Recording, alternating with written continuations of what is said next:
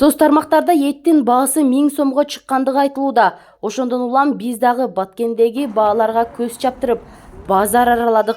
Картошка 60, пияз 50 сом, савиз 70 сомдон болгону менен эт баягыдай эле 650 сомдон. Мурда биз өзүбүз картошка, пияз, савиз керектүү азык түлүктү эги өндүрүп алат элек да. Мисалы буудайга чейин экелек, күрүчкө чейин экелек.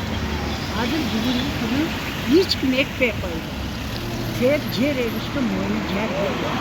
Ошондон лучше базарда сатып жейбиз дейт. Эгинтигин экпей атат. Себеби картошка эксе, савиз, пияз эксе, помидорду өздөрү өндүрсө, кандай жакшы, натуральный тамак да. Суу ресурстары, айыл чарба жана кайра иштетүү министрлиги эттин баасы көзөмөлгө алынаарын министрлер кабинетинин жыйынында билдирген. Ага улай Баткен шаарындагы эт саткан дүкөндөрдө абал кандай экенине көз салдык. Анда баалары өзгөрүүсү жок. Туруктуу 650 сомдон сатылып жатканын айтышты. Баткенде көтөрүлгөн жок. Баткенде ошол боюнча. Эгер энди көтөргөнгө возможность жок. Монополия уруксат берсе көтөрүлөт. Акыркы жолу мал тартыш, бирок мал жок базарда.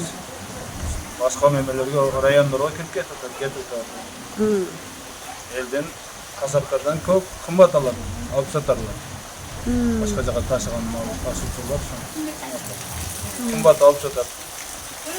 акыркы жолу 650 сом болгонуна жарым жыл болуп калдыбы? 7-8 ай болду.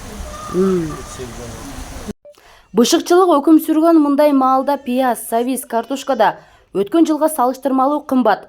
Андыктан өзүбүздөн өндүрүлүп жаткан азык түлүктөргө салыштырмалуу мамиле жасап, кышка карата камылгаларга эмитен даярдык көрүү пайдалуу экендигин да кошумчалай кетели. Бул контрабандага бөгөт коюш керек да.